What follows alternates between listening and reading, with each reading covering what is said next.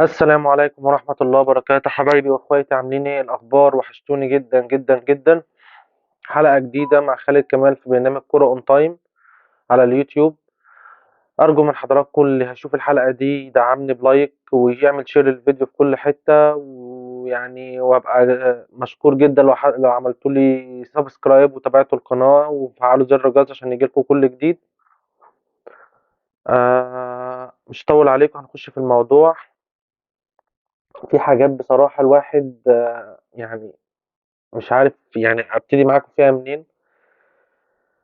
بس النهارده انا من ساعه ما اتكلمت معاكم، من ساعه ما ابتديت معاكم البرنامج، ومن ساعه ما ابتديت اتكلم معاكم، انا ما خبيتش انتمائي خالص، وما قلتش ان انا بشجع. انا قلت ان انا ابتديت البرنامج وابتديت الكلام معاكم ان انا انتمائي مش معنى انتمائي دوت ان انا ابقى بني ادم وحش، او ان انا ما بقدمش محتوى كويس. لا، انا زملكاوي، باحب النادي بتاعي، باتابع أخبار النادي بتاعي، بس في نفس الوقت ما باغلطش في الخصم، يعني ما باغلطش في النادي الأهلي ولا باغلط في أي فريق، لا بالعكس، لو الأهلي بيلعب حلو والأهلي ماشي كويس باقول الأهلي لأ كويس، والأهلي ماشي كويس، والأهلي بياخد بطولات، والأهلي لأ وقع، والأهلي لأ وِحِش المرة دي، لأ. فباتكلم بكل حيادية وبكل أمانة. بس أنا معلش سامحوني، هاخش في الحلقة دي، هاخش في الموضوع على طول في الزمالك وأحوال الزمالك. بصراحة الواحد بقى يعني مستغرب، أو يعني اللي بيشوفه في النادي، واللي بيشوفه في السوشيال ميديا، واللي بيشوفه في الإعلام، واللي بنشوفه في البرامج، حاجة قمة الكوميديا والله العظيم، قمة الكوميديا، وقمة حرقة الدم، وقمة حرقة الدم. بمعنى، أنا في حاجات كتير هاتكلم معاكم فيها، بس أولها أو آخرها يعني كده، آخرها في صفقة أحمد القندوس لاعب وفاق سطيف. طيب، الصفقة ديّة كان الزمالك بيتكلم عليها الفترة اللي فاتت دي، بقى لنا بالضبط أسبوع، وفي تفاوض ما بين نادي الزمالك ونادي وفاق سطيف، ولأ هناخده إعارة بنية البيع، أو لأ، وفاق سطيف قال لك لأ تاخده بيع نهائي، وقالوا لك أصل ده داخل فيه نادي أوروبي، نادي من فرنسا وعايز ياخده. المهم كان اللاعب رغبته إن هو يلعب في نادي الزمالك، ونادي الزمالك تعامل مع الصفقة دي بفشل، وفشل ذريع. يعني كمية يعني أكبر فشل أنا شُفته في حياتي، شُفته في الصفقة دي. يعني الزمالك في الانتقالات الشتوية دي يعني محتاج كل لعيب كويس نبُص عليه ونجيبه. لأ، أنا باضيّع صفقة كويسة، صفقة جوكر، لاعب في خط النُص، لاعب ممتاز، عنده 23 سَنة أو 24 سَنة، واضيّعه من إيدي، ومين يخش ياخده بقى؟ الأهلي. أنا عن نفسي باقول مبروك للأهلي، شابوه، شابوه. الأهلي دخل في 24 ساعة خلّص الصفقة، خلّص الصفقة. أمّا أمين مرتضى منصور في الجلاشة، في الجلاشة. يعني أنت صفقة أنت بتتكلم فيها بقى لك أسبوع، المنافس بتاعك طلع أخد الصفقة دي في 24 ساعة، أخد الصفقة دي في 24 ساعة. يعني عايز أوريكم حاجة، لحظة واحدة معايا، أوريكم بس حاجة كده.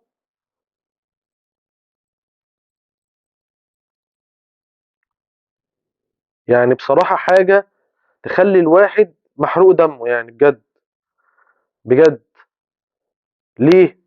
عشان عندنا إدارة متخبطة، إحنا عندنا إدارة متخبطة، عندنا ما فيش قرارات بتطلع سليمة، إحنا عندنا كل اللي بيطلع زعيق وقلة أدب. الواحد بصراحة بقى مش عارف إيه اللي بيحصل بأمانة يعني، بأمانة، ما بناخدش غير حرقة الدم.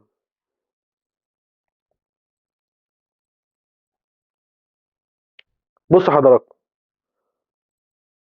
بُصّوا حضراتكم، هاقرا لكم أنا عشان أنتم لو مش شايفين. مصدر داخل نادي وفاق سطيف في تصريحات خاصة لكورة بلس: لا أعلم موقف الزمالك من إتمام الصفقة في الوقت الحالي، ولكن أؤكد أن عرض الأهلي المادي هو أفضل عرض وصل إلينا، وعرض الأهلي أفضل من كل النواحي بالنسبة لنا.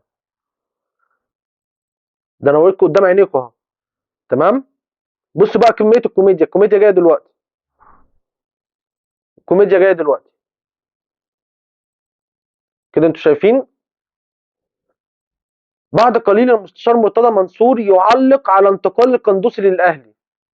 بص بقى الكلام. بعد قليل المستشار مرتضى منصور في تغريده على اليوتيوب على تويتر يفضح صفقات كيد النسا حتى ولو كانت غسيل اموال. اي كلام وخلاص. اي كلام وخلاص. ده اي كلام. ده اي هبل. اي هبل عشان خاطر اداري على الفشل اللي عندي في النادي، ان انا ما عنديش مدير تعاقدات يقدر يخلص صفقه. لا انا بقول شابوه للاهلي وشابوه لامير توفيق بصراحه. راح خلص الموضوع في 24 ساعه، واللاعب مسافر المغرب في قائمه الاهلي في كاس العالم للانديه. انا جايب لكم الصوره اهو. بيان الاهلي. وامير توفيق مع احمد القندوس. هقرا لكم البيان. الاهلي يضم احمد قندوس لاعب وفاق سطيف لمده 4 سنوات ونصف. اعلن امين مرتضى منصور مدير التعاقدات بالنادي انضمام احمد القندوس لاعب نادي وفاق سطيف الجزائري الى صفوف الاهلي لمده 4 سنوات ونصف السنه. واضاف انه بعد التنسيق الكامل مع الكابتن محمود الخطيب رئيس النادي تم انهاء كافه الاجراءات الاداريه والماليه مع نادي وفاق سطيف في اطار العلاقات المتميزه التي تربط بين الناديين الشقيقين. انا هوريكم اهو. تمام. الزمالك كان داخل في الصفقه دي من اسبوع 10 ايام ويمكن اكتر، بيتكلم مع اللاعب وبيتكلم مع الاداره بقالهم اكتر من 10 ايام 15 يوم. ورغبه اللاعب كانت اللاعب من نادي الزمالك، بس هو ما فيش عرض كويس جاي من النادي. الاهلي دخل جاب عرض كويس. طيب تمام.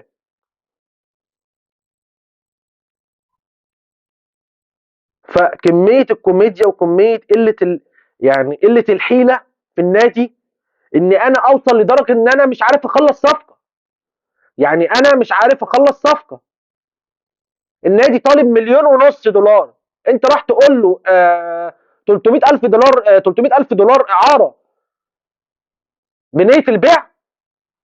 والنادي كان صريح معاك قال لك انا عايز بيع نهائي، قدم لي عرض. قدمت عرض 800,000 دولار. الاهلي راح في 24 ساعه مع امير توفيق راح خلص الصفقه. الواحد مش عارف الصفقه بكام بالظبط، بس الصفقه مش تقل عن 1,000,000 دولار. صفقه مش كبيره يعني. لعيب جوكر في نص الملعب، بيلعب مركز 8، بيلعب مركز 10، بيلعب جناح. كميه التخبط وكميه الهبل. ويطلع علينا شويه بلوجر على الفيسبوك وعلى اليوتيوب، وانا عارف اساميهم كويس، ويطلع يتكلم عاجل صفقه انتهت وخطيره، الصفقه المنتظره لنادي الزمالك، الصفقه على الابواب. كله عبط، كله هبل، كله اي كلام. مملينهم كلام يقولوه عشان اطلع الم لايكات واطلع الم اشتراكات بس. لكن اقول الحقيقه للناس لا، ما ينفعش اقول ان انا الحقيقه للناس. لا انا اطلع في بث مباشر ان انا اقول صفقات وصفقات وصفقات. فين الصفقات؟ طب بمناسبه الصفقات بقى، الزمالك عمل انهي صفقه؟ صفقه ناصر منسي. صفقه ناصر منسي مع اسامه فيصل بيع نهائي للبنك الاهلي، والزمالك دفع 20 مليون جنيه مع تجديد اعاره حمدي علاء. دي الصفقه اللي الزمالك جابها في في انتقالات يناير. انا عايز بقى من حضراتكم يعني ارجو من حضراتكم تكتبوا لي في التعليقات ايه رايكم في صفقه ناصر منسي. انا عن نفسي شايف مهاجم عادي جدا جدا. انا شايف سيف الجزيري بمستواه احسن منه، بمستواه اللي كان عليه قبل كده احسن منه. فانا عايزكم تكتبوا لي في التعليقات، جمهور الزمالك بالاخص يكتب لي ايه رايه في صفقه ناصر منسي بدون مجاملات وبدون عاطفه وبدون اي حاجه. انا عارف ان جماهير الزمالك بتفهم كوره وبتفهم اللعيب الكويس من اللعيب العادي. فانا عايزك تكتبوا لي في التعليقات ناصر منسي ايه رايكم فيه. بس دي اول نقطه كنت بتكلم فيها. تاني نقطه بقى اللي هتكلم فيها فهي فضايح الاعلام المصري. فضايح وكوميديا الاعلام المصري، كله بيغني على ليلى، كله بيغني على ليلى. كابتن مدحت شلبي ثلاث واربع وخميس بيطلع يغني على ليلى، اي كلام في اي كلام. كابتن سيف زاهر اللي ماسك العصايه من النص عشان خاطر ولا اخسر ده ولا اخسر ده، ومعلومات وانفرضنا ومش انفرضنا، واتكلمت مع المستشار واتكلمت مع امين مرتضى كله بيغني على كل الاعلام ده هو السبب في تدمير الكره المصريه. الاعلام ده سبب في ان الكوره ما تتقدمش خطوه لقدام. وانا هجيب لكم بالدليل دلوقتي، الدليل اللي هيثبت لكم كلامي. يعني ناس ولا هدفها اهلي ولا زمالك ولا اي حاجه. اتفضلوا بس اسمعوا، انا هعلي لكم الصوت. عكس التيار وسبب، اتفضلوا اسمعوا. يسير عكس التيار وسبب كبير خلينا نقول في هذه الفوضى الكرويه هو الاعلام المصري. هو يتحمل جزء كبير؟ اكبر ربما عنصر مؤثر جدا جدا هذه الاشياء اللي تحت. هو يمكن كابتن تتفق الاعلام معي؟ موجه، تعرف ليش يا كابتن؟ ليش؟ لما الاعلام اللي يكون يعني يجانب الحقيقه، ايش معناها؟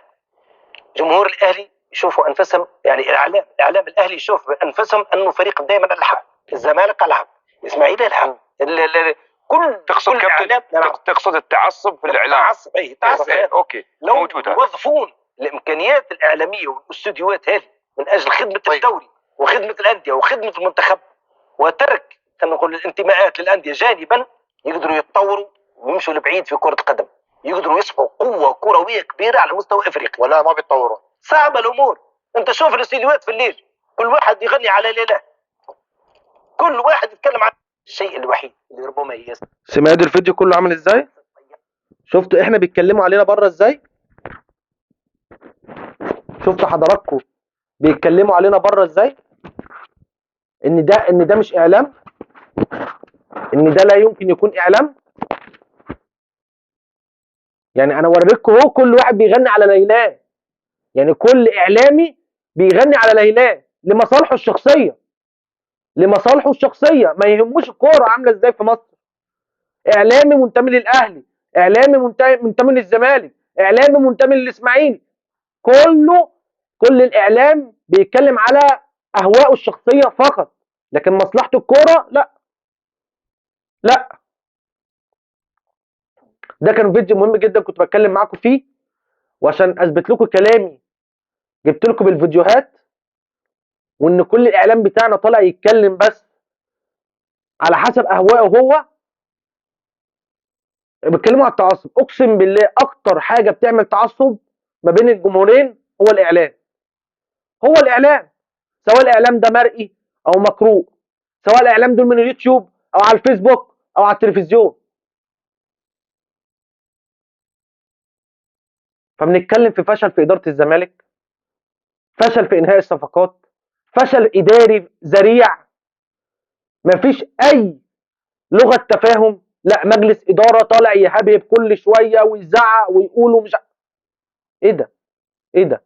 الاهلي بهدوءه في 24 ساعه خلص الصفقه على طول، شاف احتياجاته وجابها على طول. ده فاضل يومين والقيد يقفل خلاص. ايه الصفقات اللي انت جبتها؟ صفقه ناصر منسي، ده المهاجم اللي يليق بنادي الزمالك.